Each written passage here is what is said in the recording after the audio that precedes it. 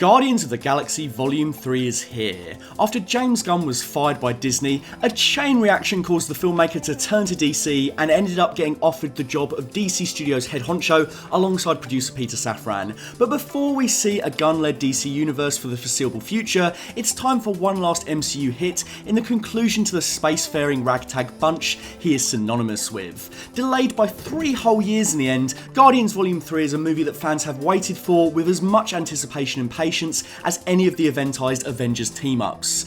Going into this, I had decent but reserved expectations, not because of the quality of the series or James Gunn, but because I fully expected Taika Waititi and Sam Raimi's 2022 efforts to be slam dunks. They ended up missing the mark in vastly different ways. For clarity, Multiverse of Madness is leagues better than Love and Thunder. Most of my hype was coming not from the MCU machine as a whole, but from James Gunn himself. Not only had he delivered with 2 stellar entries already, but his work in the interim outside of Marvel had gone from strength to strength. I love the Suicide Squad, and it's definitely my favourite superhero movie of 2021. I felt like it didn't really get its due, especially when so many people have expressed apathy towards superheroes in a post-Endgame environment. Gunn then strayed into television with the follow-up Peacemaker, which is possibly one of my favourite Gunn projects ever. Just as emotionally astute as Volume 2, Peacemaker broke the mould by refusing to be a 6-part event and was structured, surprisingly, like a TV show instead of a separated 4-hour movie. I think it's interesting that Gunn has stated that the script was virtually done years ago, with the original release window set for 2020, just 1 year after Endgame. As a fellow concluding part, Guardians Volume 3 feels like it was written as a contrast to how that movie dealt with endings. Both movies have really satisfying final moments, but Guardians Volume 3 opts for a slightly different way of doing things, which I won't talk about until we get to the spoiler section. Funnily enough, I think the strongest moments in this movie are those that are creator-led, keen choices in the writing and direction by Gunn. Where it falters most is when it inherits decisions from other movies, or is forced to close the book but leave just enough of a gap to satisfy the potential in more stories. To give my most spoiler-free thoughts, better than Endgame as an overall movie, best Marvel movie since Infinity War, the weakest Guardians movie, and probably the weakest James Gunn superhero effort, aside from the holiday special. But as with John Wick a few weeks ago, that's not to disparage the quality of this movie, but rather the highs for me of Volume 1, Volume 2, The Suicide Squad and Peacemaker. It's still full of Guardians charm, and a worthy successor to the first 2 movies, even if it doesn't quite scale the heights of the franchise peak in Guardians of the Galaxy Volume 2. Once again, Gunn delves into generational trauma, parental abuse, and loss with a deft hand. His superhero movies are just a cut above the current crop. He's up there with the Nolans and the Raimis for crafting superhero movies that really feel like cinema. The movie finally peels back the layers to Rocket's character, as well as the High Evolutionaries, if you know what I'm talking about. Now that we finally know the key details of Rocket's backstory, it enriches all of the scenes with Rocket across the first 2 films. We get a window into the pain that shaped him, and it just makes us fall in love with him even more so. Mantis, Drax and Nebula spend a lot of time as a trio, and they get some of the best arcs in an already tear-jerking and affecting movie. Groot is still a pretty thin character, but he's still charming enough with the one trick to keep you invested, and the interplay with the other characters is fantastic. Almost all of the characters get great endings. There's a balance of jokes and heartbreak that we've eagerly come to expect from the series, and on the whole it closes things out with a bang. It was refreshing to see a Marvel movie with some weight to its storytelling and characters, untethered to the emerging multiversal conflicts that are set to dominate the MCU for what will probably be the remainder of the decade. The Guardians weren't MCU OGs, but came in at a time when I was still very much enraptured by what this cinematic universe had to offer. It was a true foray into the cosmic side of things, with characters who actually felt like losers at times. They would make mistakes and they had flaws that propelled their stories. It's hard to believe we've had 9 years of adventures across 7 appearances, and saying goodbye to them and this team was really quite emotional. Whilst I don't think the movie is perfect, and it marks the twilight era of the superhero movie in spite of its quality, there's no denying that I loved what it did get right, and it's a worthy conclusion to the Guardians story. Goodbye, Guardians. Into the forever in a beautiful sky. But before I get into that, I want to talk about a very awesome sponsor, that being the official Guardians of the Galaxy game. We could not be a more unfit group of people. Those of you keeping up with Full Fat will remember I did a whole video on the game back in 2021, and I loved it. So when the developers contacted me about doing a sponsor for this game, I was overjoyed. This might be the sweetest sponsor I've ever done, because I've already spent many hours with the product over an almost 2-year period, and I couldn't find it any easier to recommend. This game was sorely underrated at the time of release in my humble opinion. If you love the Guardians and you want to experience a tight, characterful journey which features all of your favourites on the team, then there's not a better option out there. You take control of Star-Lord and have access to all of his elemental gadgetry and firepower, but you also get to command the team and utilise all of their special abilities for combat and puzzles. It nails all of their distinct personalities, but more importantly the family dynamic that made them such a beloved team in the first place. This is about us growing together as a team, because we are a team. Yes! We're a family! The game features all of the Guardians' hallmarks, even having its own awesome mix of retro pop songs. What I think is most amazing is that the game predates Volume 3's usage of Rainbow's Since You've Been Gone. I've completed this game through 3 times already, I've bounced around in a plethora of comic and movie inspired costumes, and with Volume 3 in theatres, I'm feeling doing that all over again. Why not join me and pick up a copy yourself? Marvel's Guardians of the Galaxy is available on your favourite PlayStation and Xbox consoles and PC. Let's get one thing out of the way. The High Evolutionary is the best Marvel villain in years. His design, the performance, his utterly twisted mantra, and his effect on Rocket all elevate this movie into the territory of the first 2 films. Because of his singular mission, he doesn't so much have a final plan, which does take some of the steam out of the finale, but at the same time I like that he's locked in this perpetual cycle of raising and rebuilding his own twisted societies, and the way in which he can't see past his own insanity makes him endlessly compelling. The experimenting and torture are obviously horrible, but there's so many moments when he's just conversing with Rocket where he is so cruel. He grabs onto his skull and treats him like an object rather than a person, fascinated by his intelligence but simultaneously belittling his very existence with nasty analogies and taunts, expressing how Rocket looks like he was made by fat-fingered children and suggesting he is unworthy to live. It is also tragic that behind Rocket's back he is obsessed with his ability to create and has been haunted by his subsequent inability to forge a being like our beloved raccoon. That's 'cause there's no thing like me, 'cept me. Wow, worst Rocket impression ever. Rocket's nihilism ends up being a conscious rebellious contrast to the High Evolutionary's creed. Not just an objective, but a responsibility to turn what they see around them into song. All Rocket wanted to do was sail away with his 3 friends in Lila, Teefs and Floor. Yes, the original Rocket gang are adorable, and it's utterly heartbreaking to see them unable to find living freedom with him.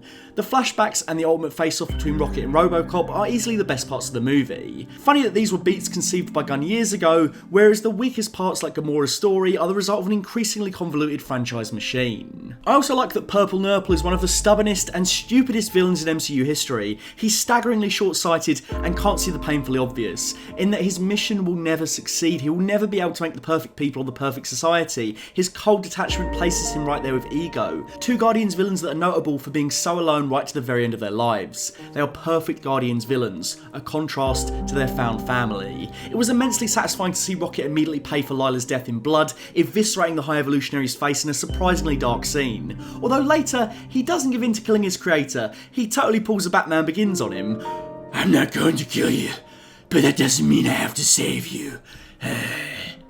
Rocket finally proudly saying I'm Rocket, Rocket Raccoon was an awesome payoff in an emotionally cathartic way, but also just a great payoff to the best long-running gag of the series. It makes a rewatch of the first 2 so much better. Every time he's an arsehole, or he's abrasive, or even toxic, there's a much greater understanding of the pain he has endured to make him so hard. We know why he rejects opportunities for warmth and love, and seeing him open his hearts up to the Guardians is so much sweeter because we know that had they lived, Teefs, Lila and Floor would have been right there alongside the others saving the galaxy. I didn't vibe with this movie's soundtrack quite as much as the last 2 movies, but there's still a whole host of bangers on there. And if anything, it needs to be all bangers all the time. Rainbow's Since You've Been Gone and the Beastie Boys' No Sleep Till Brooklyn are 2 highlights. The Flaming Lips Do You Realise and Space Hogs In the Meantime are used to dreamy effect in 2 cosmic sequences. I liked overall how he moved into more recent tracks of the Zune as a plot device. It was the right time, even if the series loses the 70s rock vibe. I don't know how much Florence and the Machine reached across the pond, but it was quite weird hearing the final scene for the Guardians hinge on a really popular song when I was in school. It works well for the scene, but it was one of the more recent picks that I never thought in a million years would be in a Guardians film. The Guardians Volume 2 soundtrack was full of straight bangers, and they had the best connections to the scenes and the story, so that was the peak awesome mix for me. In terms of narrative integration, I think Volume 1 and 3 are on par, so the first awesome mix edges it out for me based on simply preferring it as a soundtrack. It's got more songs to boogie to, whereas this is a bit more melancholy. The Orgo Corp heist in general was a lot of fun, and it was really fun to see the Guardians just go on a little side quest one last time together. It was great seeing Star-Lord say that he was going to switch on the charm and that he was excited for Gamora to see it again for the first time, and all the scenes with Ratcatcher 2 were hilarious. There was some really fun action with Drax and Mantis throwing dudes across the room and Mantis using her powers to make people dance and just overflow with rage. Plus, the bio-organic look to the whole station was really awesome, and it really sets it apart from other MCU locations. I love the way it was all designed, and yeah, on rewatch it's one of the most fun parts of the movie. Counter-Earth was a really good way for Peter to engage with Earth without actually going there, and it set the stage for the High Evolutionary really nicely. I think the only drawback is you don't get like a completely out-of-this-world look for that planet. It is just Earth-bound sets with some different creature design. But then again, that is the point. It's just a bit of a shame that in the third movie we go to a place that just looks like home. Especially when we're on the last movie and we go to nowhere again. This place is quickly becoming the Tatooine of the Guardians verse. I know it's become their base of operations and that's based on the comics, and that's cool, but I don't especially love the orange hues to this place, and I think it always looks kind of like a set. And yeah, it was a cool idea for the first movie, mining celestial blood and guts from this huge head, but I don't think I need to keep seeing it again. Now that Nebula and Drax are taking it over, hopefully the Guardians will move somewhere else for their base of operations. Whilst this movie does have a lot of sad scenes and bittersweet endings, it still had a lot of decent laughs. A couple of the gags didn't work for me, but Gunn's comedy has always had a fine line between hilarious and just straying into a little bit cringe, so it's gonna happen now and then. However, some of my favourite gags included the High Evolutionary staying on a box to confront 6'4" Elizabeth Debicki was a humorous image that also informed us of his character. Nathan Fillion's dynamic with his co-worker, whom he found massively irritating, and then every time he brought it up to Peter and Aisha to try and relate. Mantis making that guard fall in love with Drax was both hilarious for the heart eyes he was giving the Destroyer, as well as Batista's reactions. Adam Warlock coming in hot to attack Pete and Gamora before immediately falling on his sword with that "don't be rash" delivery as soon as his pet furry gets held hostage was also hilarious. Although having said that, Adam Warlock sucks, and is far and away the weakest part of Guardians 3. He's essentially the Guardians' discount Winter Soldier, tasked with hunting them down. He pops up as and when the story requires it for some action, and then he gets a rather predictable redemption arc. The movie doesn't really care when he watches his mother die, so neither do we. Linking Aisha and the Sovereign to the High Evolutionary is unnecessary. They already had their own grievances with the Guardians, but here they're re-established as nothing more than the villain's muscle, essentially. It makes sense that the High Evolutionary would make them as an aesthetic experiment, but it doesn't make sense why they wouldn't tell him about Rocket in Volume 2 12 years ago. Wait, what? This is also where the timeline for these movies gets weird. Adam Warlock's cocoon is first seen at the end of Volume 2, Infinity War is set 4 years after Volume 2, Endgame is set 5 years after that, and Volume 3 is set 3 years after that in 2026. So you're telling me Aisha spent 12 years waiting for Adam to hatch and get revenge on the Guardians? We're told he was taken out of his birthing pod too soon, but it seems like he was being grown for ages. I don't think Gunn needed to tie the Sovereign to Myrn, and it makes the universe feel smaller than it needs to. The Guardians just so happens to aggravate one of the High Evolutionary societies without knowing it, and then they sat on this for over a decade? What? The High Evolutionary having an obsession with Earth and creating beings evolved from Terran creatures all ties together nicely. The Sovereign and all the other races he's stated to have created don't flow as neatly. Adam Warlock has had a weird road in the MCU. He gets set up just in time for Infinity War, but then completely missed that, entirely absent from both that movie and Endgame. Then again, the Mind Stone was in Vision, and he and Strange ended up being more of the Adam Warlock to that story, so there was little need for the Golden Goose. I feel like Kevin Feige should have just held off even longer until they had a really good use for him. The real Mandarin was teased in a one-shot movie from 2013, and he didn't come back into play until 2021's Shang-Chi. It was cool that they eventually picked that thread back up, so Adam Warlock could have easily factored into something else. There's potential here, he is funny, and Will Poulter is terrific casting, but I can't imagine when we'll see him next, as that would be dependent on the new Guardians being in play. The other problem with this movie is Gamora and how this all ties together as a trilogy. I went and saw this movie with someone who had seen the Guardians films but none of the Avengers movies. It was somewhere in between telling them that Peter and Mantis are siblings and that Gamora is a completely different alternate self to the version from the first two films who is also dead, that I realised what a mess the Guardians timeline now is. People are calling this the best MCU trilogy, but it would be impossible to watch these three films alone to get the whole story. Sure, other MCU trilogies have suffered with the same issues, but none quite as much as these films. Perhaps that's because they have more of a personal stamp on them, but perhaps that's also because Gamora as a character has been entirely replaced by a strange duplicate off screen. James Gunn refers to the extra movies as a trilogy plus in conjunction with his films, but I think that's massively underselling their presence outside of the core trio. Infinity War is like a Guardians 2.5, where they face a villain intrinsically connected to the team, and then Endgame is essential to understanding the current Guardians status quo. The holiday special also moves things along. Increasingly, it's becoming clear how much flip-flop there's been with the Guardians because they joined the Avengers conflict. Certain things would not have been realised quite the same with Gunn steering their story the entire time, for better or worse. James Gunn said that Star-Lord retired the rocket boots after Rocket developed the aero rigs, but he goes right back to those obsolete boots in Infinity War. Add insult to injury by the fact that Peter's whole arc is about him eventually returning to Earth, and then in Endgame he returned to Earth for 5 minutes, seemed to have no reaction, didn't even bring up his grandpa, and then they promptly left. It would have been way stronger in this movie seeing him return to Earth if he hadn't have had all that muddled stuff in Infinity War and Endgame. Probably most unforgivable is the fact that Drax was hellbent on facing Thanos and never really got so much as a good smack in. Gunn supposedly didn't like where Peter ended up, losing his temper on Thanos and costing them the plan, but I actually always liked that and I don't mind it personally. Vince Gilligan said that intelligent villains can never have flaws in their master plans, or else their demise is cheap. It must be an emotional miscalculation that allows the hero to win. Well, if you look at that idea with a hero instead, like Peter, it would have been cheap to see his plan against Thanos fail. He's responsible for giving the team the way to restrain Thanos and get the glove off, highly competent and a master tactician. It's his heartbreak over Gamora and the overwhelming rage that fails him. It's a good scene, and Star-Lord still saved the universe twice, free of charge, so shoot me, I kept the clothes. Huh?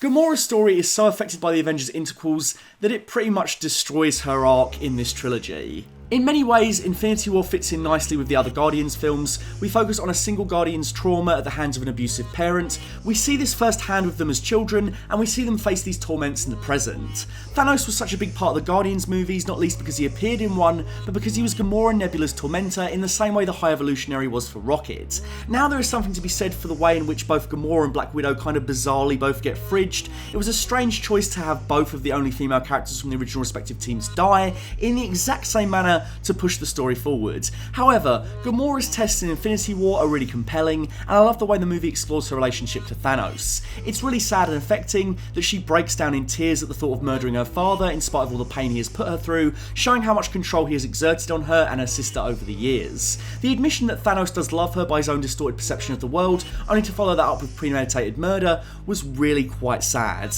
I didn't want Gamora to die, she was one of my favourite characters in the MCU, but that was why it meant so much, and I was fully ready to see Nebula go on a blistering, soulful journey to avenge her across the next two movies.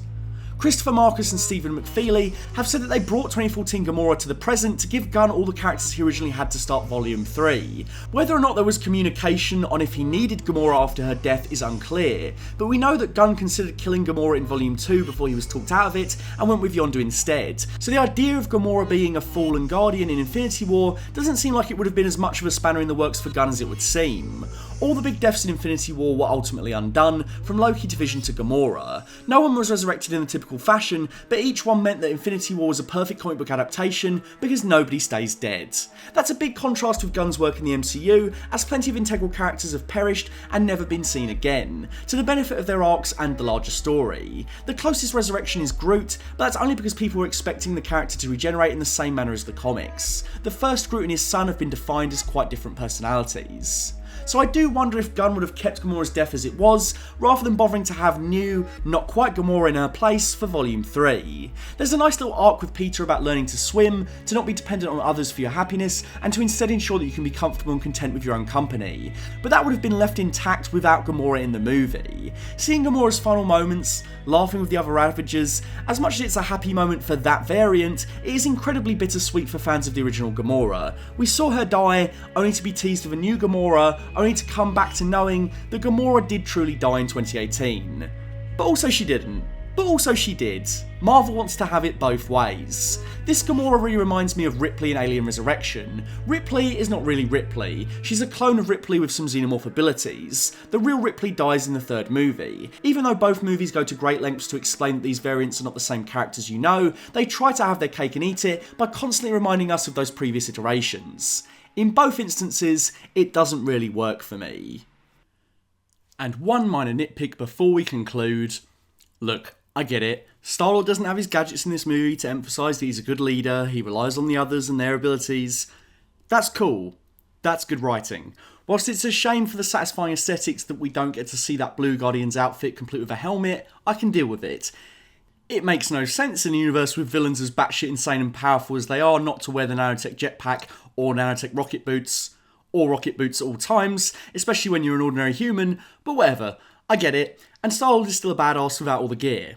What I think is strange is putting Star-Lord in two perilous situations that would not be problems if he had access to his standard abilities. He falls out of the sky and needs Groot to save him, the rocket boots and oxygen mask would have come in handy a lot there, and then later on, Peter leaps to nowhere from the high evolutionary ship but fails to make it. He ends up stranded in space. Imagine if Adam Warlock hadn't been there to save him, and he'd have died just because he forgot to bring his gear. Characters don't need death to have an ending, and I think it was really mature to have these characters live in the face of some really dark themes. I think each of the Guardians have suffered enough, and they've lost 3 members already. This movie didn't need that. Drax and Nebula taking care of the children and being the caregivers they were born to be is really sweet. Drax gets to be a dad again, and Nebula can break the cycle of abuse she received from Thanos. Rocket becoming the leader of a new Guardians team is also perfect. If these 3 films are about family, then I feel like this one is about when people fly the nest. Both Mantis and Peter decide to venture out alone and spend time getting comfortable with themselves. It's nice that Mantis is the one who shows this to Peter, but then she also ends up realising that she wants it for herself too. The only thing that's weird about the character endings is that we're told Star-Lord will return. I feel like his story wrapped up with his return to Earth, so I hope we don't end up with Star-Lord Love and Thunder. So that's it. With a heavy heart, the Guardians of the Galaxy are done. What a fantastic team, what a truly emotional story where broken people have found love and happiness both in each other and themselves. It's goodbye, but the story continues for these characters with their new missions, and even though we won't get to see it, I'm happy that they will find peace at last. Thank you, Guardians, it's been the best. Thank you for watching. I haven't done a Patreon call out in quite a while now, mainly because I don't really offer any goodies on there anymore.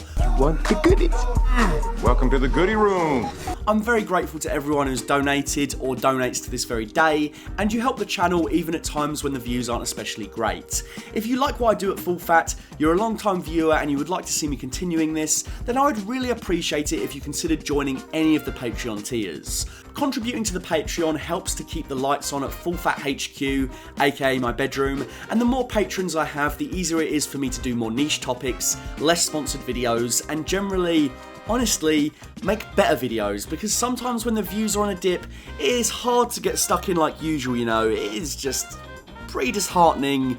It's a weird one, your enthusiasm lives or dies on how well it's going. Even if you felt like contributing $1, that would be another sweet note in my candy G-string. So please head on over to patreon.com/fullfatvideos and see what you think. Thank you very, very much. Dude. A big thank you to my Full Fat tier patron, Dr. Chike, and Nathan Shaw. If you'd like to donate money to my Patreon, you can find me at patreon.com/fullfatvideos. If you'd like to find me on Instagram, you can find me at full_fat_videos. And if you'd like to find me on Twitter, you can find me at fullfatvideos.